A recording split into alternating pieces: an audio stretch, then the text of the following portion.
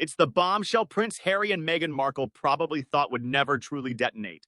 But the fuses have been lit, and the British establishment, from Parliament to the Palace, has finally drawn a very firm line in the sand.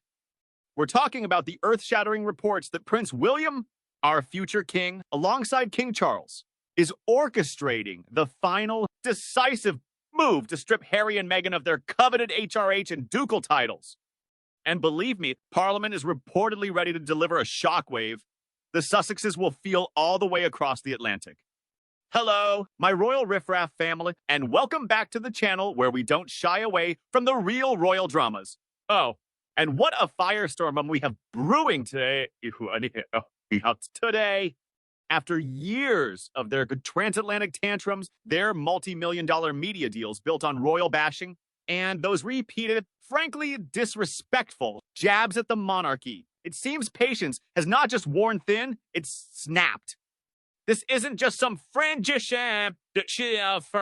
fantasy anymore, folks. This is fast becoming a legislative and royal reality. So, how did we get here? And what does this mean for the carefully constructed Sussex brand? Grab your tea, settle in, because we are diving deep into this royal reckoning. It all seems to boil down to one festering issue: the continued, and many would say abusive, use of their royal titles. Remember, when they flounced off to California? What we've seen instead, time and time again, is the leveraging of Duke and Duchess of Sussex and that ever so important HRH status for commercial gain, while simultaneously undermining the very institution that granted them these dignities. Reports have emerged, like the one from the Daily Beast suggesting Prince William is, and I quote, enraged that the Meghan is still, allegedly, using her HRH title in certain contexts, despite their agreement to drop it when they scarpered from royal duties. It's this kind of blatant disregard, this have your cake and eat it too mentality, that has reportedly pushed William to his limit. He sees it, as many of us do, as a fundamental betrayal, not just of the family, but of the crown itself. It's one thing to want a different life. It's quite another to monetize your royal connections while publicly airing the family's dirty laundry, or should I say, their version of it. And it's not just about a few letters before a name, is it? It's about the dignity, the respect, and the responsibility that comes with those titles. When you use them to secure multi-million-dollar deals with Netflix and Spotify, only to then produce content that many feel is a direct attack on the monarchy, well, you can see why the establishment, and indeed the public, are saying enough is enough. They've trashed the institution, yet they cling to the trappings it provides. The hypocrisy is, quite frankly, astounding to many. This isn't just William's battle, though he's certainly at the forefront, fiercely protective of his birthright and the legacy of his grandmother. The late Queen Elizabeth II, King Charles III, while perhaps initially more reserved, preferring a quieter approach, is now reportedly seething behind the scenes. Insiders whisper that the king, a man who has endured so much public scrutiny himself, has grown weary of the Sussexes' endless Netflix revelations. Their Spotify jabs before that the deal went south, of course, and in Harry's ghost-written memoir, Spare, which was riddled with searing, and many say deeply unfair, accusations against his own family. While Charles might prefer the optics of legislative action over a personal decree, the classic royal tactic of keeping one's hands clean, while the machinery of state does the heavy lifting, sources close to the palace insist he is privately supportive of Parliament's efforts. And then there's Parliament itself. This is where it gets really serious. Conservative MP Bob Seeley has resurrected a piece of legislation that's a real blast from the past: the Titles Deprivation Act of 1970. Now, this act was originally used during wartime to strip German-aligned royals of their British peerages. Talk about a powerful precedent, Seeley argues, and many agree that it's high time this forgotten law was updated to reflect the Sussex problem. He believes that royals who actively work against the dignity and interests of the crown, who bring the monarchy into disrepute, should face the consequences.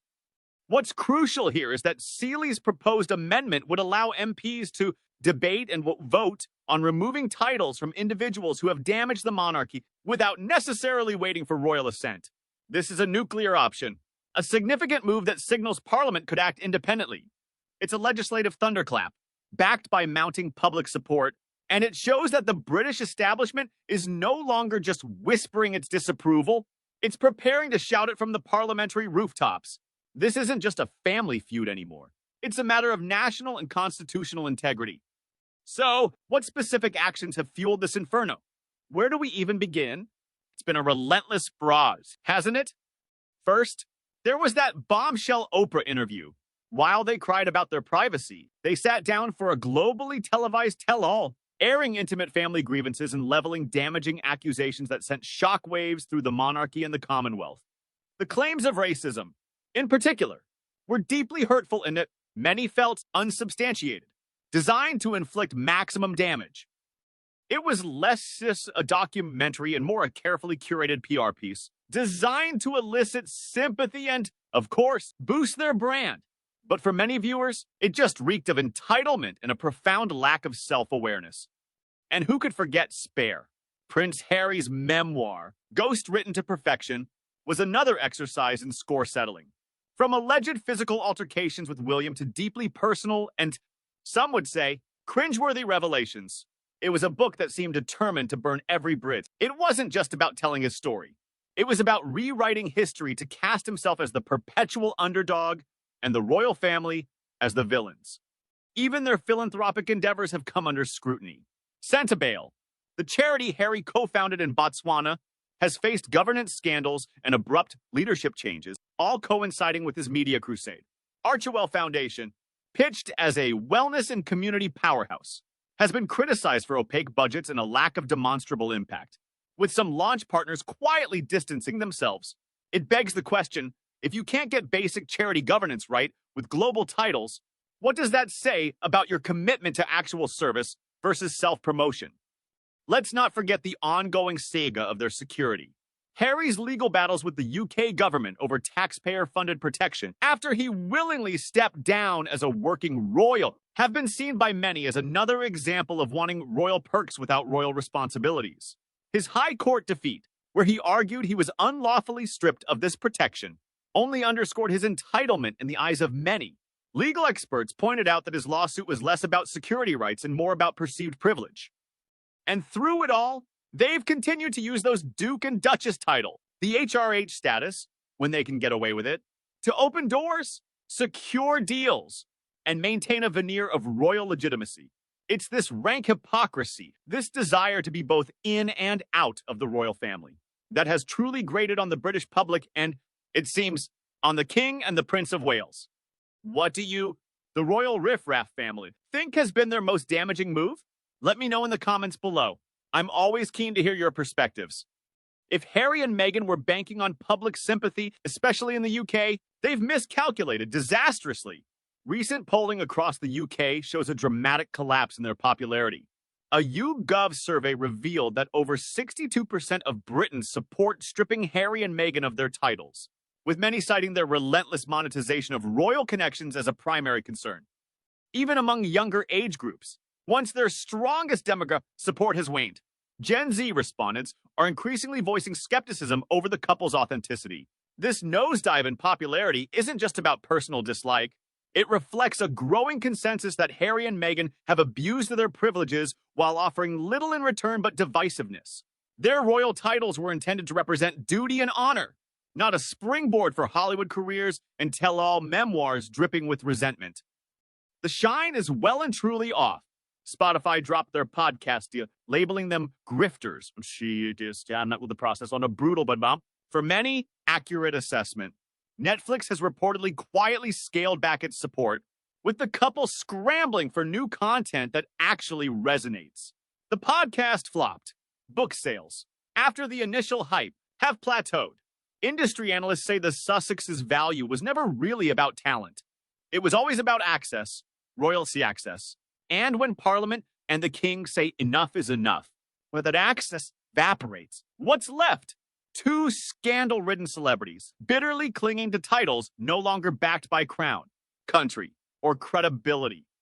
Former BBC presenter Andrew Neil didn't mince words when he labeled them grifters in royal clothes, and the message from the public, from commentators, and now, it seems, from the highest echelons of power, is clear. You can't have it both ways. This campaign to strip the Sussex titles isn't just emotional, it has legal and constitutional merit.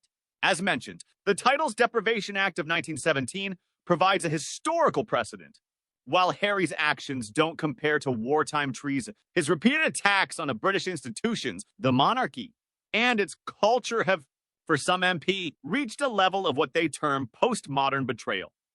Constitutional scholars like Sir Vernon Bogdanor, one of the UK's foremost experts, explain that while the monarch traditionally controls titles, Parliament absolutely retains the power to legislate against them, especially when national dignity or constitutional integrity is at stake.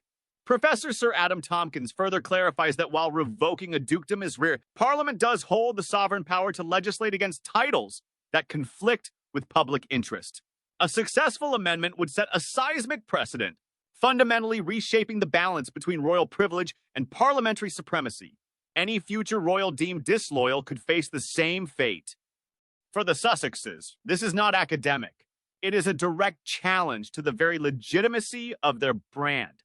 The possibility that Duke and Duchess could become empty honorifics has moved from fringe conjecture to imminent reality. So, with their security undermined, their charities in tatters, and historical lightning ready to strike, Harry and Meghan face a reckoning unlike any in modern royal history. And now, the final blow, the potential commercial collapse of the Sussex brand. When Harry and Meghan fled royal duty, they gambled everything on turning their titles into a global lifestyle empire, but without the backing of the crown. Without the automatic respect and access those titles once commanded, what are they? What is their unique selling proposition in a crowded celebrity market? The carefully branded American dream may well shatter. The lucrative deals were predicated on their royal status, their proximity to the mystique of the British monarchy. If those titles are officially stripped, or even just legislatively condemned, their marketability plummets. Who wants to pay millions for the insights of a former Duke and Duchess who are no longer recognized as such by their own country's establishment? This is the ultimate irony. In their desperate quest for independence and relevance outside the royal fold, they may have destroyed the very thing that made them globally marketable in the first place. It's a heartbreaking, cautionary tale of ambition, perceived victimhood, and perhaps a profound misunderstanding of what true service and dignity entail. Well, royal riffraff family, that's the latest on this unfolding saga.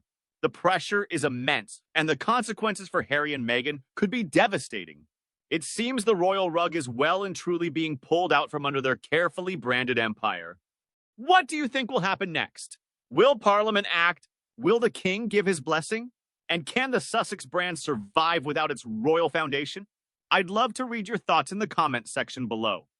If you found this update informative, please give this video a thumbs up, subscribe to Royal Riffraff for more no-nonsense royal news, and hit that notification bell so you don't miss our next deep dive. Until then, take care and may common sense prevail.